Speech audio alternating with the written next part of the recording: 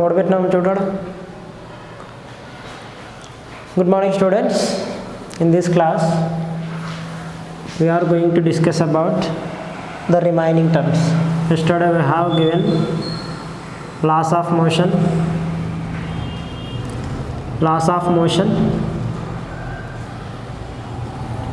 and inertia completed. We introduced the three laws: Newton's first law, second law and third law, and inertia also completed. Today we are going to discuss about the second Newton's law of motion.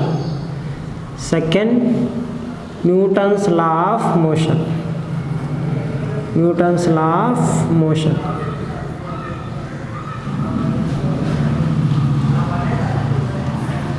So in the first session of the laws of motion we discussed about the first law of motion. So when there is no net force applied on any object, so it remains to be a rest or state of motion unless we compel to change its position by any force. It is the first law. But what does the second law express? When no net force.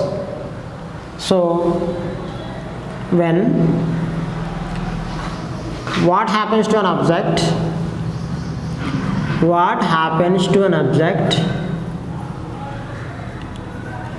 An object when force is applied. In previous case, if we do not apply any force, the state of any object is to be a rest or in a state of motion.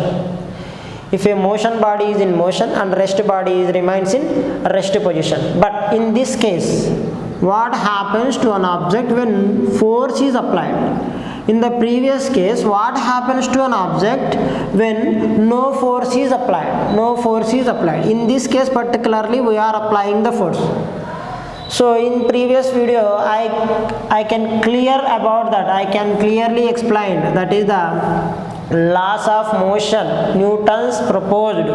Based on that he can relate the terms force and motion. By applying the force, how does the motion will react of an object? So what happens to an object when force is applied? Suppose, let's see second law of motion. Second law of motion explains. Suppose, place a ball on the ground and push it gently, it will move. Means it has some velocity. That means it has some velocity. Means rate of change of velocity means it has some acceleration. So that means force is an action. Push means force. We are applying some force to the rest body, so it accelerates. It acquires some acceleration and move with a constant velocity. So push. So for that, this second law of motion explained by the concept of momentum. Suppose if a badminton ball and cricket ball, if it hits you with the same speed, which can hurt you more? So absolutely it is the cricket ball, because it is higher mass than that of the badminton ball. So that's why momentum means Newton's proposed. This is the motion of mass. Momentum means motion of mass. He could explain this momentum as motion of mass. Motion of mass means momentum means the product of momentum.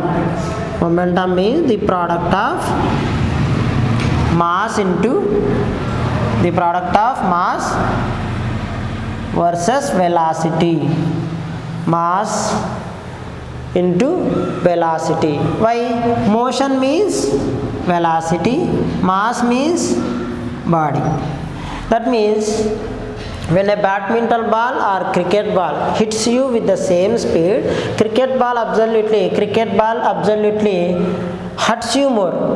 Suppose a heavy truck will hit the wall, it damages severe than that of the bicycle. So that's why, depending upon the mass, how could it change? Momentum means mass, product of the mass into velocity.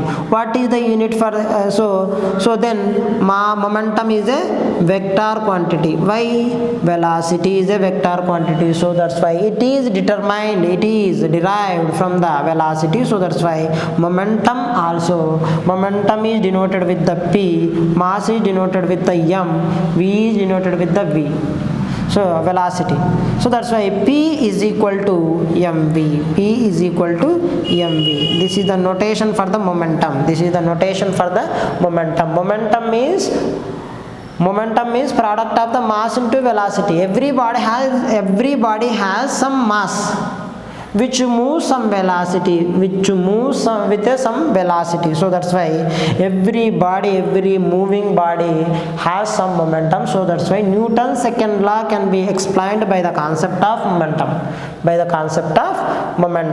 P is equal to mv. So that's why always we notated vector quantities as a arrow mark. Arrow marks indicates the direction. So force applied, when force is applied, what happens to an object? That means when force is applied, automatically the body is in motion, which can be explained by the term is known as momentum. Mass into velocity. Let's see some examples. Means motion means acceleration. Suppose if I take the same quantity of the ice cubes with the same dimension, if apply the same force, will accelerate with the same speed. Suppose if applied F, here also F. In the next case, same blocks of ice cubes has taken and applying different forces. Here apply 10 Newton, here apply 20 Newton. Which can accelerate fast? So this accelerate fast. If same quantity, that means mass is constant. If mass is constant,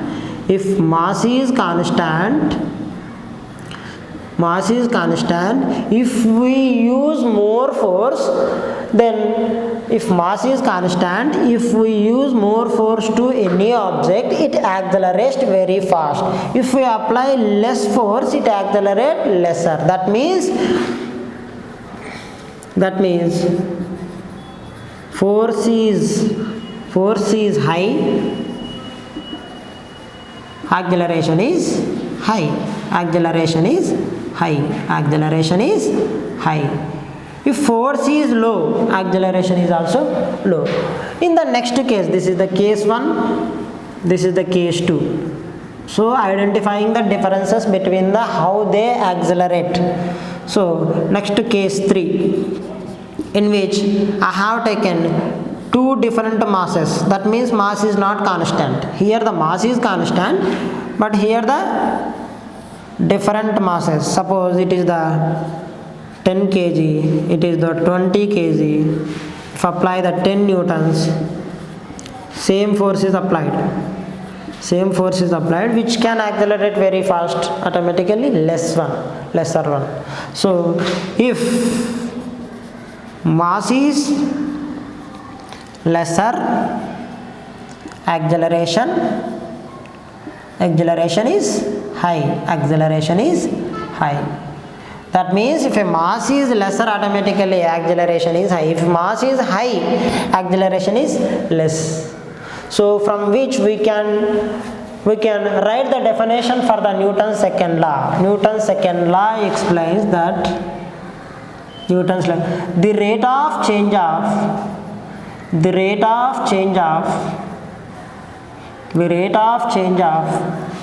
momentum, is directly proportional to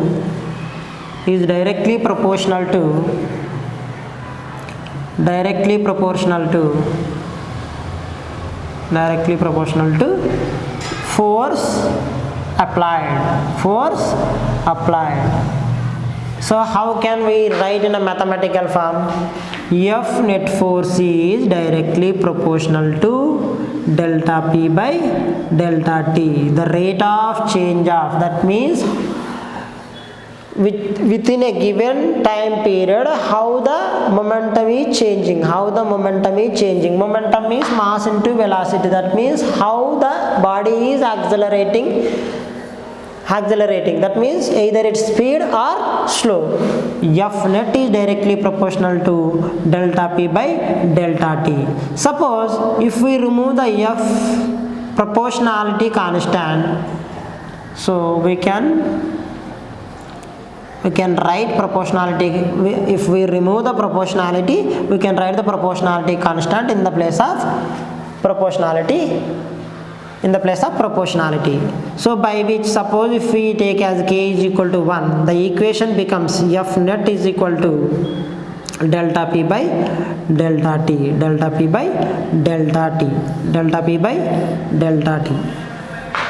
Clear ma? That means the rate of change of momentum is directly proportional to force applied. Already we know what is P is equal to mv. P is equal to mass into velocity. If we apply delta means change. Delta P is equal to delta mv. Suppose let mass is constant. In the case of mass is constant, let's take mass is constant. The equation becomes like this. So the equation becomes like this. How? Delta P is equal to m delta V, because m is constant, so that's why I have taken like this.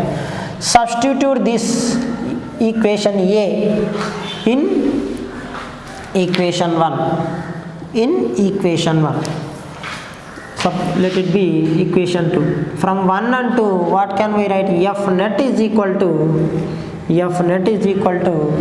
in the place of delta P, just I substitute m delta V. Delta T. We know already about the rate of change of velocity is known as a acceleration. Acceleration definition. What is the acceleration definition? Velocity, rate of change of velocity by time. Delta V by delta T. So that's why I can write acceleration is notated with the A. So that's why F net is equal to ma. F net is equal to, that means force applied to an object which produces the acceleration. Force applied to object produces the acceleration. F net is equal to mv. This equation is only valid for when m is constant. Whereas F net is equal to delta P by delta T is the universal acceptance. We can apply for the any state of object. Okay, m is constant, only this is using, whereas F net is delta P by delta T is applied for the various systems. various system. That means whenever the what happens to an object when force is applied, that means it produces some acceleration. It produces some acceleration, so that we can clear with the concept based by step.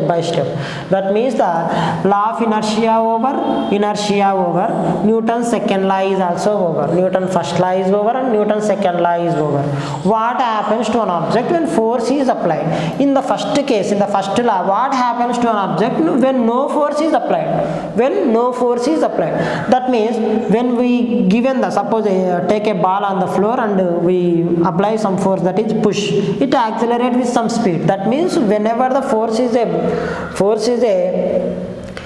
matter, when we force is a state of action, when we apply, automatically it produces some motion. So that's why this concept can be explained by the momentum. That means momentum is motion of mass. According to Newton's motion of mass, that means every body has some mass, will move with some motion. So that's why momentum is the product of the mass into velocity. It is also vector quantity. By velocity, by the velocity it is deriving. So that's why we call it as a vector quantity. So that's why P is equal to mv. This is the shortest form of the momentum. So in various cases, how does it change? When two same quantities, that means mass is constant, if we apply the same force, there is a equal acceleration. But whereas in the second case, if I apply the different forces for the same mass, that means mass is constant. So which one is high accelerated? That means whenever the force is high, automatically acceleration is high. Whenever the force is low, automatically acceleration is also low. That means force is high, acceleration is high. If force is high, acceleration also high. If force is low, acceleration is also low. In case 3, I have taken the two different masses. So that's why apply the equal amount of the force, but which can accelerate very fast. So lower mass body can accelerate very fast than that of the larger mass body. That means if a mass is lesser, acceleration is high. If mass is high, acceleration is low. So that's why the rate of change of momentum, that means momentum is changing when depending upon the force and depending upon the masses. So that's why the rate of change of momentum is directly proportional to force applied. That means force, based on the force applied, momentum is changing. So that's why the rate of change of momentum is directly proportional to force applied. So that's why F net is directly proportional to delta P by delta T. Rate means within a time delta P. So that's why F net is equal to, whenever we remove the proportionality, automatically proportionality constant will exist there. So that's why when proportionality constant, let it be proportionality constant is equal to 1, the equation becomes like this: F net is equal to delta P by delta T. This is known as equation number 1. We already know what is the momentum. I already told you. So whenever the force is applied, it can be explained by the concept of momentum. So that's why we know the definition, that is the momentum is equal to mass into velocity. Just I apply the delta, that means change applied to which automatically which will change like this. When mass is constant, this can be changes like this: delta P, m is constant, so that's why I cannot apply any change to there is no change. So that's why m is constant, so that's why I cannot apply any change to mass. So that's why the equation becomes like this.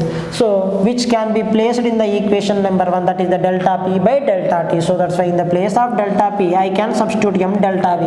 We know that the m delta V and m delta T, which will become like this. The equation becomes like this. So that's why what we know by this, the rate of change of velocity is known as acceleration. Rate of change of velocity. In the motion concept, I have explained what is the acceleration. So that's why acceleration is the rate of change of velocity. So that's why delta V by delta T. Delta V by delta T changes as a. So that's why this becomes F net is equal to ma. This equation only applied when mass is constant. This equation is only applied for mass is constant.